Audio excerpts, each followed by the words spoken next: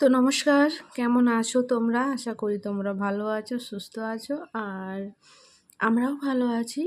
তো রোজ তো আমি গুড মর্নিং দিয়েই সকালটা শুরু করি। আজকে ব্যাড মর্নিং দিয়েই মানে সকালটা শুরু করলাম।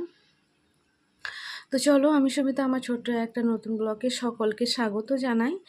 আর এখন বাজে সকাল ৬টা। আর মেয়ের তো এখন মানে সকালে সারা রাত জ্বর ছিল না, এই সকাল ভোর টাইমটা থেকে জ্বর এসছে। আর এখন ওই থার্মোমিটারে ওর জ্বরটা মেপেই আমি ওষুধটা খাওয়াবো ভেবে তো থার্মোমিটারটা খুলতে গেছি না, আমার হাত থেকে পড়েই পুরো ভেঙে গেছে। তো পুরো ভেঙে গেছে, আর কিছু করার নেই। আর বড়মশাইকে ফোন করলাম যে আরেকটা যেন নিয়ে আসে আর কি। আর মেয়েকে এখানে একটু কেক খাইয়ে তারপরে আমি খাইয়ে দিয়েছি ওকে ওষুধ। তো ওষুধ খাইয়েও জ্বরটা কেটে গেছে। তো জ্বরটা কাটতে ওকে আমি আবার দিয়েছি মুড়ি। তো মুড়ি খাচ্ছি, আবার 2-3টে ওষুধ আছে সেগুলো খাওয়াবো।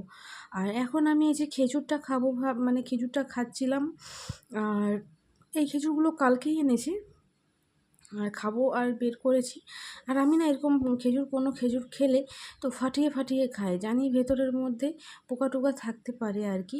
আর ওই দেখো, যেটা প্রথমে তোমাদেরকে দেখালাম ওর মধ্যে কীরকম পোকা ছিল। আর এটা দেখো, এটা ঠিকই আছে। তো এটা ফ্রেশ, এটার কোনো কিছুই নেই। আসলে দু একটা এরকম পড়ে যায়। তো আগে কালকেও খেয়েছিলাম, কালকেও দেখেছিলাম, আর আজকেও খাচ্ছিলাম দেখলাম, তাই ভাবলাম চলো তোমাদের সঙ্গেও শেয়ার করা যাক। আর হ্যাঁ, কেউ কোনো দিন এরকম খেজুর খেলে প্লিজ তোমরা ফাটিয়ে খেয়েও, মানে এরকম দেখে আর কি। হ্যাঁ, অনেকে আছে না, তো নিয়ে মুখে ফুরিয়ে দেয়, তো ওরা ভাবে হয়তো প্যাকেটের জিনিস কিছু হয় না। তো এরকম ছোট একটা কি গুঁড়ো টাইপের মানে আছে আর কি ভেতরে। তাই ভাবলাম চলো তোমাদের সঙ্গেও শেয়ার করা যাক। তো যাই হোক, খেজুর 4-5টা খেলাম, আর তার মধ্যে থেকে একটা পোকা বেরিয়েছে। 4-5টা খেলাম, আর এদিকে খাচ্ছে মেয়ে মুড়ি। আর ও না এখন জ্বরের মুখে বেশি ঝাল জিনিস খেতে ইচ্ছে করছে, তার জন্য ওকে চপ এনে দিয়েছি। হ্যাঁ, চপ দিয়ে মুড়ি খাচ্ছে। আর আমি খাবো চিয়া সিড। তো চলো আমি খেয়ে নিই, আর খাওয়া দাওয়া করার পর আবার রান্নাঘরের কিছু কাজ বাজ আছে সেইগুলো করে নেব।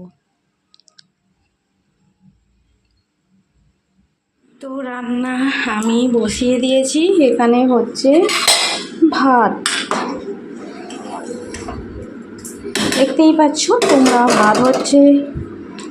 আর এদিকে আমি আদা রসুন বেটে নিয়েছি, এদিকে বেগুনও কেটে নিয়েছি। বেগুনের নুন আর হলুদটা মাখাতে বাকি আছে, আর বাকি আছে আলু কাটতে। আর এখানে কাটছি পেঁয়াজ। তাই ভাবলাম চলো তোমাদের সঙ্গে কিছু শেয়ার করা যাক। আসলে মেয়ের তো জ্বর, তোমাদেরকে তো বলেছিলাম। আর আজকেও সকালে জ্বর এসেছিলো, ওকে জ্বরের ওষুধ খাইয়ে তারপরে জ্বরটা কাটতে আবার মুড়ি খাওয়ালাম। মুড়ি টুড়ি খেয়ে তারপরে এখন একটু শুয়ে আছি। আর সকালে বাবাকে বলেছে যে বাবা তুমি মাংস আনবে আর ঝাল করে রান্না করে তারপরে আমি খাবো। আসলে খুব ইচ্ছে হয়েছিল মাংস খেতে, আবার কি ঝাল করে রান্না করতে হবে, আর মুড়ি দিয়ে খাবে, মাংস ঝোল দিয়ে মুড়ি খাবে। তার জন্য তার বাবা বললো যে আপনি মশলা টশলা রেডি করে রাখো, আর আমি যখন বাড়ি ফিরবো তখন নিয়ে যাবো। তো যেই কথা সেই কাজ।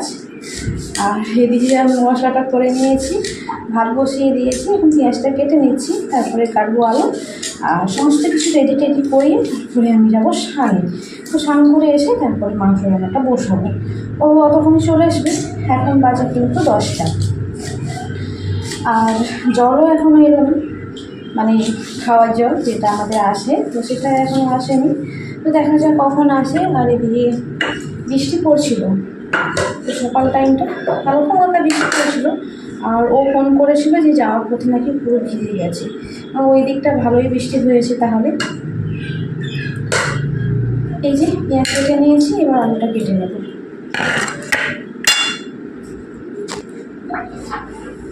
তো আলুটা কেটে নিয়েছি, আর ধুয়ে রাখবো।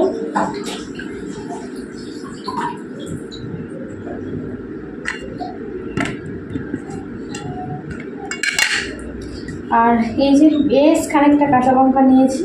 আসলে কাঁচা লঙ্কাগুলো একটু ঝাল নেই, তাই বেশি করেই নিয়ে এলাম। আর দোকানদারও বলছে গরমের জন্য নাকি কাঁচা লঙ্কা ঝাল নেই, তো যাই আমি জানি না ঠিক, তো দেবো, বেশ খানিকটাই দেবো আর কি। এই যে এতগুলো ছাড়িয়েছি, ওইগুলো রাখলাম।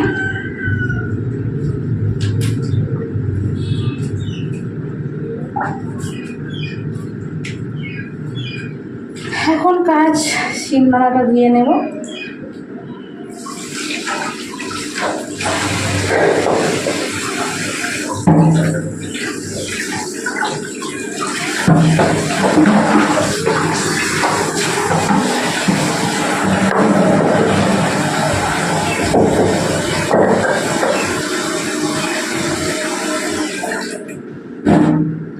শিলনোড়াটা ধুয়ে নিয়েছি। এবার এই যে ওটা কী বলে, বেগুন ভেজে রেখেছিলাম, বেগুন আর বাদামটা মাখিয়ে রাখবো।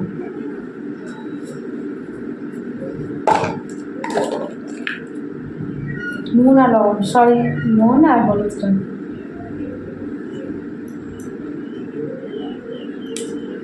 ভীষণ মানে মেঘলা ওয়েদার করেছে, তবু মানে গরমটা ভীষণ আছে আর কি। মেঘলা ওয়েদার, তাও কিন্তু গরম করছে।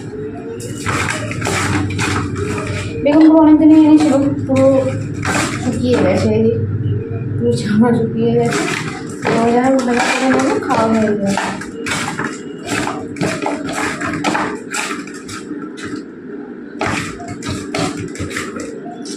আর সেখানে আমার সমস্ত কিছু রেডি।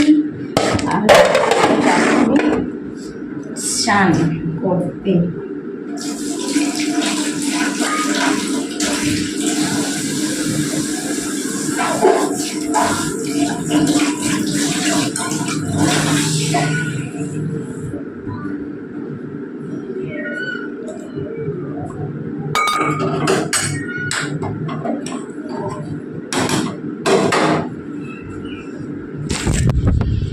তো ভাতটা দেখলাম, ভাতটা হতে অনেকটাই বাকি আছে, আর কতক্ষণে স্নান হয়ে যাবে। তো চলো মেয়েকে ফোনটা দিয়ে যাব, আর ও ফোন করে তার গেট খুলতে যাবে মেয়ে, আর নয়তো দাঁড়িয়ে থাকবে এখন। চলো, এই করে জামা কাপড় আছে। আর আবার একটা কাণ্ড হয়েছে আজকে, সকাল সকাল থার্মোমিটার ভাঙলাম, আরও সকাল সকালে আবার মেয়ে কী করলো, পুরো 1 লিটার জল বিছানার মধ্যে ঢেলে দিয়েছে। আর আজকে রোদের তো ঠিক নেই, তো জানি না কি হবে। আজকে তো আর মিলতে পারবো না, আর যদি বেলা করে রোদ বেরায় তাহলে মিলবো, আর যদি রোদ না বেরায় তখন আর মিলা হবে না।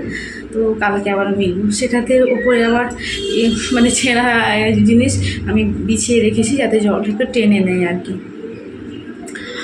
তো কী আর বলবো, কিছু বলাও যাবে না। আসলে ও শুয়েছিল, তো কাছে জলটা রেখেছিল, ও জলটা খেয়ে আবার শুয়ে পড়েছে, ঠিকমতো সিপিটা মানে লাগায়নি আর কি। তো চলো আমি স্নানটা করে নিই, আর বেশি গল্প করবো না। আর স্নানটা করে এসে তারপরে রান্নাবান্না করবো, তাই না? চলো স্নান করে নিই, আর এগুলো ধুয়ো স্নান।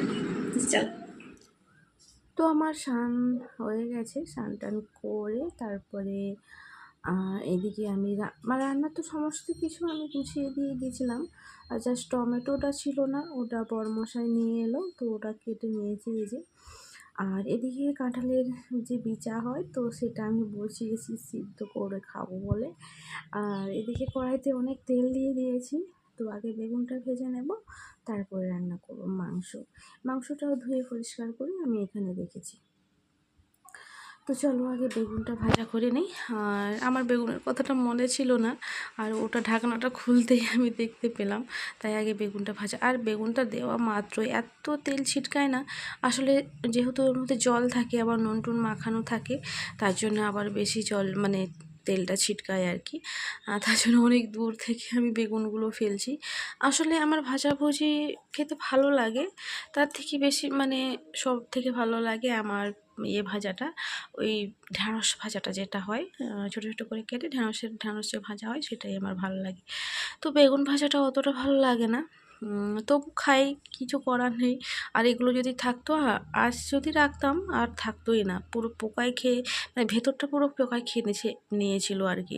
আমি 5টা বেগুন কেটেছি, বেছে বেছে এতগুলো হয়েছে। তো পয়সা দিয়ে এনেছে, কেন ফেলবো, তার জন্য আমি সবগুলোই ভাজা করে নিয়েছি। আর ভাজা রান্না করলে তো খাওয়া হয়ে যায়। তো যাই হোক চলো। আর এখানে বেগুন ভাজা হয়ে গেছে, আর এই তেলের মধ্যেই জিরে আর শুকনো তেজপাতা দিয়ে দিয়েছি। আর ওটা হয়ে গেছে, এবার দিয়ে দিব আমি পেঁয়াজ। তো একটু বেশি করেই পেঁয়াজটা দিচ্ছি, আর যাতে ঝোলটা একটু মোটা মোটা হয়, তার জন্য একটু বেশ খানিকটা পেঁয়াজ দিচ্ছি। মাংস অনুযায়ী পেঁয়াজটা একটু বেশি হয়ে গেছে, তো চলবে, কিছু হবে না আর কি। আর এদিকে দেখলাম কাঁঠাল বিছাটা আর একটু হতে বাকি আছে, সেদ্ধ হতে। আসলে আমার মেয়ে না খুব পছন্দ করে গো কাঁঠাল বিছা খেতে, সেদ্ধ করলে। আর এটা রান্না করলেও না খুবই ভালো লাগে। অনেকে ডাল দিয়ে রান্না করে, অনেকে সবজির সঙ্গে দিয়ে রান্না করে। তো আমিও 10-12টার মতো রেখেছি একদিন সবজির সঙ্গে রান্না। মাংসের ঝোলটা হয়ে গেছে, বানানিয়ে মেয়েকে খাবারটা দেবো, সবাই খেয়ে নেবো। এখন 12টা 15 বাজে, আর ও আবার পড়তে যাবে। মেয়েদের আবার সোমবার থেকে পরীক্ষা, তার জন্য আর কি আজকে থেকেই পাঠাবো। আর শরীরটা যেহেতু একটু ভালো লাগছে, তাই আর কি আজকে থেকেই পাঠাবো। তো বেশি না, তো 1.5 ঘন্টার মতো বলবো পড়াতে, দুটো বই নিয়ে যাবো বাস। খাবারটা দিয়ে নিই। আর এই যে কাঁঠাল বিচা সিদ্ধ করেছিলাম, যে খেতে খুব ভালো হয়েছে, আমার ভালো লাগে খেতে। তো আগে প্রচণ্ড খেতাম, এখন আগের এই 2 বছর আমি খেতেই পাইনি, আবার এই 2 বছর পর খাচ্ছি। তো চল, মা রান্না হয়ে গেছে, খাবারটা ওকে দিয়ে আসে। তো রান্না বান্না করে খাওয়া দাওয়া করার পর আর কোনো ভিডিও করিনি, আর একটু ব্যস্ত ছিলাম তাই। আর আজকে না ওই বৌদি কাঁঠালটা দিয়ে গেল, গাছ পাকা কাঁঠাল। আর আমরা তো কাঁঠালের অভক্ত, তো কেউ খায় না। আমি 2-1টা তবু খাই, তো না হয়তো আর কেউ খায় না। তাই মেয়ে বলছিল মা তালের বড়া করো। আর এত গরমে তেলে যে জিনিসটা অ্যাভয়েড করলাম, একটু বানাবো না আর কি। তার জন্য কাঁঠালগুলো সব ছাড়িয়ে নিয়েছি। আর এত সুন্দর চকচক করছে না, আর ভেতরে দেখছি বীজগুলোর শিকড় হয়ে গেছে, আর সেরকম মিষ্টিও না।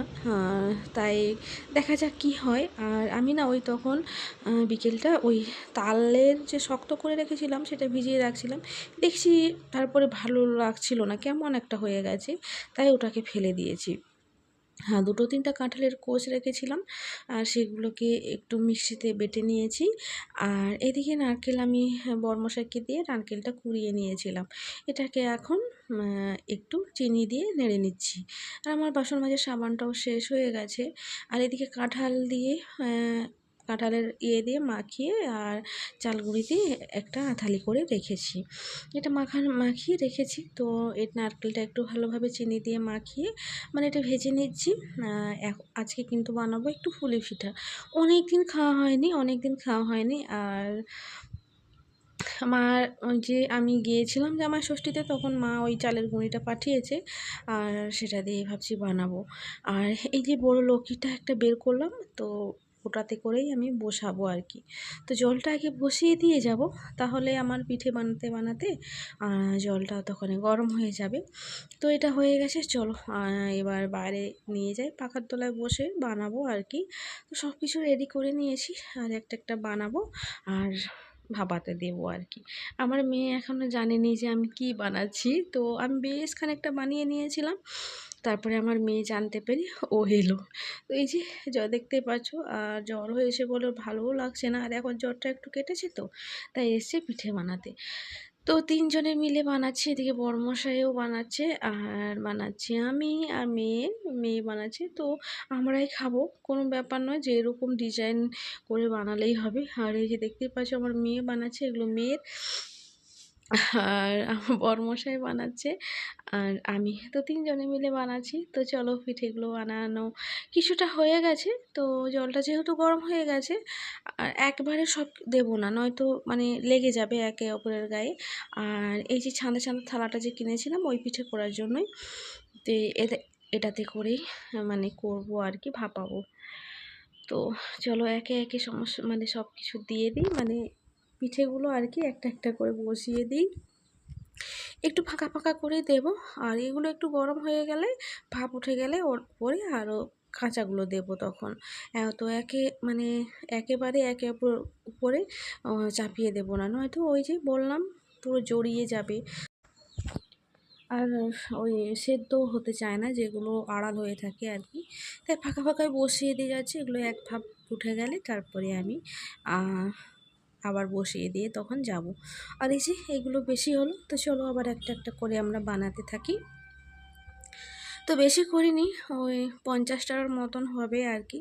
আর এই যে নামিয়েছি কিছুটা, তো আর কিছুটা বসিয়েছি। তো চলো তাহলে ভিডিওটা আজ এখানেই শেষ করছি। তো ভিডিওটা কেমন হয়েছে অবশ্যই তোমরা কমেন্টে জানিও। আর ভিডিওটা ভালো লাগলে লাইক শেয়ার কমেন্ট করে দিও। আর আমার চ্যানেল নতুন হয়ে থাকে প্লিজ চ্যানেলটিকে সাবস্ক্রাইব করে দিও। তো আজ তাহলে আসি, আবার দেখা হচ্ছে তোমাদের সঙ্গে নতুন